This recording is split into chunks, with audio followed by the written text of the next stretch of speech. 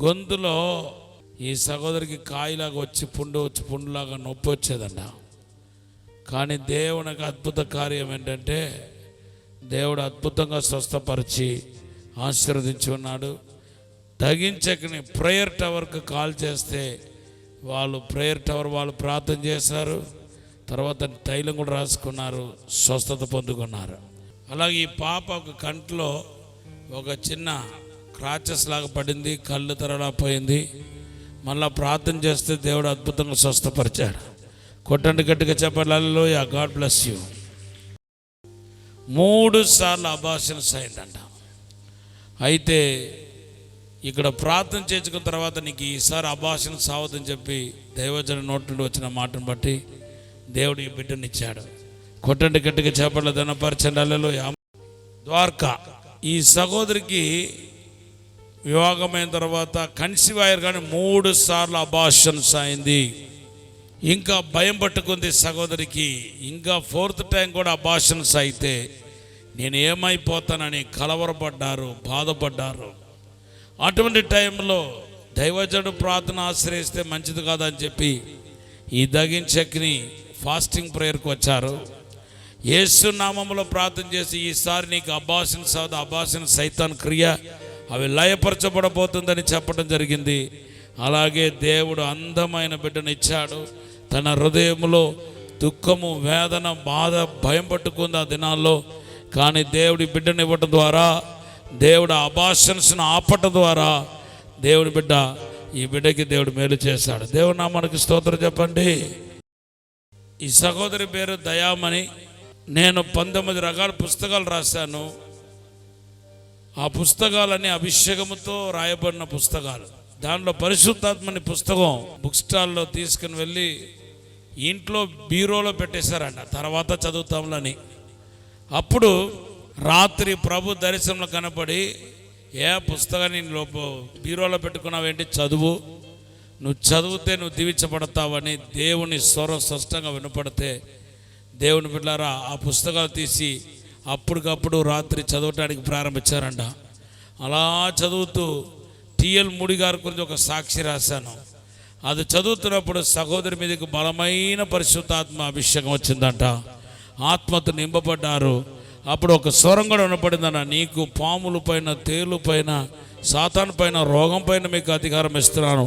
ఈ రోజు నుండి నా సేవ చేయాలని దేవుడు తనతో మాట్లాడారంట. ఆనాటి నుండి దేవుడి పని తనకు తోచినంతగా దేవుని పని చేస్తుంది. తన శక్తి కొలది దేవుని పని చేస్తుంది. ఇంకా బలంగా వాడబడాలని సహోదరి కోరుకుంటున్నారు.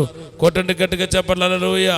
ఆ పుస్తకము మేలు జరుగుతుందని నేను ఎంతో మందికి చెప్పినప్పుడు, మరి కొందరు వివాహము కానీ మరి యవన బిడ్డలు నా దగ్గరికి వచ్చి వాక్యం విన్నప్పుడు మరి వారికి చెప్పని పుస్తకం చదవండి, ఇందులో ఉన్న శక్తి మీ మీదకి దిగి వస్తుందని చెప్పినప్పుడు అనేక మందికి వివాహాలు జరిగినాయి. ఆ పుస్తకం జరిగినప్పుడు అప్పులు తీరిపోయినాయి. కోయిట వెళ్ళాలని ప్రయాణాలు ఆగిపోయినప్పుడు ఆ పుస్తకం జరిగినప్పుడు మరి ఏ మేలు ఆగిపోయినా ఇప్పటికీ ఆ పుస్తకము నుచ్చు కింద సిరిగిపోయింది. నేను దాచిపెట్టాను. అదే పుస్తకం ఇచ్చినప్పుడు అనేక కార్యాలు జరుగుతున్నాయి. సహోదరులారా, మీ అందరూ కూడా పరిశుద్ధాత్మ పుస్తకం తప్పనిసరిగా చదవండి. డాడీ రాసిన పుస్తకాలన్నీ కూడా. హల్లెలూయా, గాడ్ బ్లెస్ యు అమ్మా. సహోదరి పేరు అరుణ. వాళ్ళ తమ్ముడు గారు కొడుకుకు కంట్లో ఉండి కంటిన్యూ వాళ్ళ నీరు కారుతూ ఉండేదంట. ఎంతోమంది వైద్యుల దగ్గరికి వెళ్ళినా అది ఆగలేదు, బాగుపడలేదు. అప్పుడు దగించక్ని పత్రికలో పాస్టర్ గారు అభిషేక ప్రార్థన చేసి పంపిస్తున్నారు కదా, అదొక వస్త్రపు చంగ కదా, నేను ఎందుకు దగించక్ని పత్రిక ఆయన మీద పెట్టకూడదని చెప్పి ఆ పిల్లోడి మీద పెడితే ఆ కంట్లో ఉన్న నీరు అలాగా ఆగిపోయిందనండి. అప్పుడుండి అబ్బాయి ఆరోగ్యంగా ఉన్నాడంట. కొట్టండి గట్టిగా చెప్పలేదన్న పరిచయాలలోయా. చూడండి, కరోనా టైంలో వాళ్ళ పాపకు కరోనా వచ్చింది. కరోనాతో ఇంటిలో ఉంటే ఎంతో మరణ భయం పట్టుకుందంట.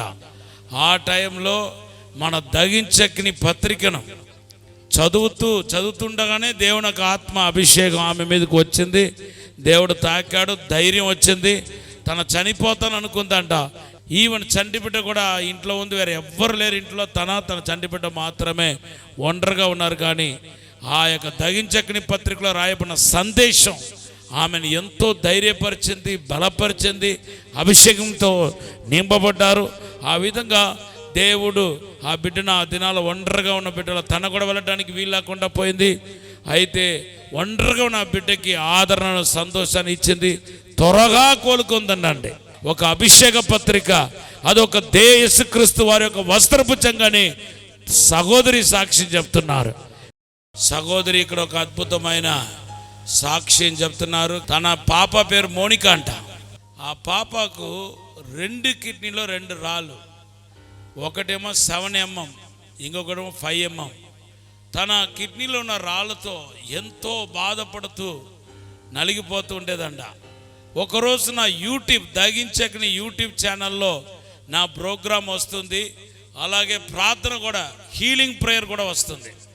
ఆ హీలింగ్ ప్రేయర్ చేస్తూ ఉండగా దేవుని బిడ్డలారా, బిడ్డను అద్భుతంగా దేవుడు స్వస్థపరిచాడు. చూడండి, మొన్నటి దాకా, దానికి ముందు దాకా ఆ స్టోన్ ఉంది, కానీ తర్వాత తనకు నొప్పి లేదు, ఫ్రీ అయిపోయింది. ఎందుకైనా మంచిది డాక్టర్ దగ్గరికి వెళ్తాం, పరీక్ష చేస్తామంటే స్కానింగ్ తీస్తే ఆ యొక్క కిడ్నీలో ఉన్న రాళ్ళు కరిగిపోయింది. ఏమైపోయిందో తెలియలేదు, ఎలాగ పోయిందో తెలియలేదు. ఈ కిడ్నీలో మాత్రం స్కానింగ్లో రాళ్ళు లేదని వచ్చిందంట. 5 నెలలకు ఒక్కసారి స్కానింగ్ తీసుకొని చూసుకోవాలి, ఎందుకంటే అది పెద్దగా ఉందని కూడా డాక్టర్లు చెప్పారు. కానీ దేవునికి అద్భుత కార్యం, మహత్ కార్యం ఎంతో గొప్పది. ఈ సహోదరి పుట్టిన కుమారుకి ఏదో తేడా ఉందంట. హాస్పిటల్లో చూస్తే మొత్తం స్కానింగ్ చేసి డాక్టర్లు ఏమన్నారంటే, అమ్మా మీ అబ్బాయికి గుండెలో చిల్లు పడింది. తన కూడా హాస్పిటల్లో ఉంది. వీళ్ళు పెద్దమ్మ గారు ఇక్కడ తన కోసం ప్రార్థన చేయడానికి వచ్చారు. కన్నీళ్లతో, అయ్యా నా కూతురు బిడ్డకి, ఇలా పుట్టిన బిడ్డకి గుండెలో చెల్లుపడింది, మీరు ఏం చేస్తారో దేవుని దగ్గర నాకు తెలియదు, మీరు ఏమైనా చేయండి అని చెప్పి ఎంతో ఏడ్చుకుండా వచ్చి అడగటం జరిగింది. నేను ప్రార్థన చేసి ఆ పుట్టిన బిడ్డను, ఆ గుండె చెదరిన వారిని బాగు చేసే ప్రభు ఇప్పుడు స్వస్థపరుస్తున్నాడు, దేవుని శక్తి తోకుతుందని ప్రవచనం చెప్పడం జరిగిందంట. ఏం కాదు, మరలా స్కానింగ్ తీయండి, నార్మల్ రిపోర్ట్ వస్తుందని చెప్పానంట. డాక్టర్లు ఏమన్నారు? గుండె బాగుపడి ఇప్పుడు బాబు ఆరోగ్యంగా ఉన్నాడు. దేవుడు అద్భుతకరుడు, ఆశ్చర్యకరుడు. ఇంకా మన దేవుడు సజీవంగా ఉన్నాడు అనే దానికి ఇదే రుజువు. చూడండి, ఆ తల్లిగారుకు బయాప్సీ చేయించారు, కానీ ఆ బ్లీడింగ్ తక్కలేదు. ఓవర్గా బాధపడతా చాలా బలహీనమైపోయారు. అటువంటి టైంలో ఇక్కడ తీసుకొస్తే యేసు నామంలో ప్రార్థన చేయగా ఆ ఓవర్ బ్లీడింగ్ నుండి స్వస్థ వచ్చింది. తర్వాత ఈ సహోదరి కూడా గుండెలో జబ్బు, తనకు కూడా దేవుడు అద్భుతంగా ఈ ప్రార్థనకు వచ్చిన తర్వాత దేవుడు అద్భుతంగా స్వస్థపరిచాడు. తన యొక్క చెవులో ఇన్ఫెక్షన్ అయిందంట. నన్ను బాగు చేయండి ప్రభా అంటే దేవుడు అద్భుతంగా చెవులు ఇన్ఫెక్షన్, హెయిర్ ఇన్ఫెక్షన్ కూడా దేవుడు స్వస్థత ఇచ్చాడని సాక్ష్యం ఇస్తున్నారు. హల్లెలూయా.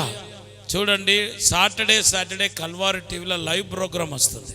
ఆ లైవ్ ప్రోగ్రాంలో తన కుటుంబంతో పాలు పొందారంట.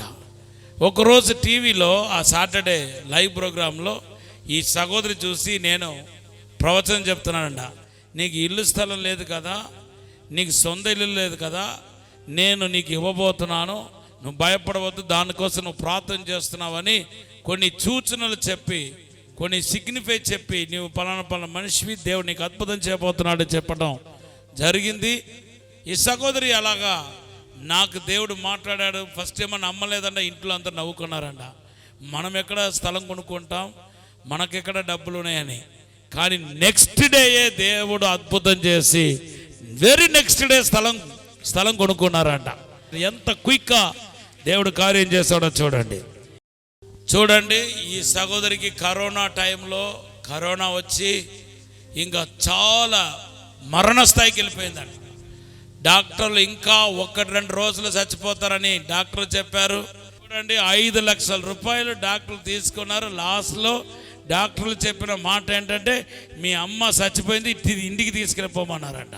ఇప్పుడే అబ్బాయి ఫోన్ చేయటం, నేను ఫోన్లో ప్రార్థన చేస్తూ, అయ్యా దేవుడు చెప్తున్నాడు మీ అమ్మగారు చనిపోదు, బ్రతుకుతుందని ప్రవచనం చెప్పడం జరిగింది. అక్కడ రాజమండ్రి వెళ్ళగానే డాక్టర్లు ఏ వైద్యం చేయలేదంట. వాళ్ళకు ట్యూబ్స్ పెట్టారట, అది తీశారంట. అప్పుడు అక్కడికి వెళ్ళగానే అప్పుడు దాకా అసలు నోట్లో అన్నం పెట్టుకోలేదు, సావు బ్రతుకులో ఉంది, సన్నమైపోయింది, ఊపిరి ఆడట్లేదు, లాస్ట్ స్టేజ్ అని డాక్టర్లు చెప్పారు. అక్కడికి రాజమండ్రి చేరే లోపల ఇక్కడ నుంచి 1.5 hours పడతాయి. రాజమండ్రి వెళ్ళే లోపల ఆమెను దేవుడు స్వస్థపరిచి చక్కగా కూర్చొంది, భోజనం చేసింది, మరలా బ్యాక్ వచ్చేసారంట. దేవుడు అద్భుతంగా ఈ తల్లి గారిని బ్రతికించడం కొడుకు కోసం దేవుడు జాలిపడి చేసిన అద్భుతం కోసం కొట్టండి గట్టిగా చెప్పండి, తెలియపరచండి. హల్లెలూయా. చూడండి, 2 అద్భుతమైన సాక్ష్యం చెప్తున్నారు. మొదటిది ఏంటంటే, ఈయన కొన్ని దెయ్యాలు పట్టేసి ఈయనే చెప్తున్నాడు ఆ మాట, శరీరం చీలించిపోతా వచ్చిందంట. అప్పుడు యేసు నామములో ప్రార్థన చేయగా దేవుని శక్తి తాకి ఆ దురాత్మ నుండి, ఆ చేతబడి శక్తి నుండి, ప్రయోగాల నుండి విడుదల వచ్చింది. అప్పుడు నుండి ఆరోగ్యం కోలుకున్నానని సాక్ష్యం వస్తున్నాడు. ఇది ఒకటి.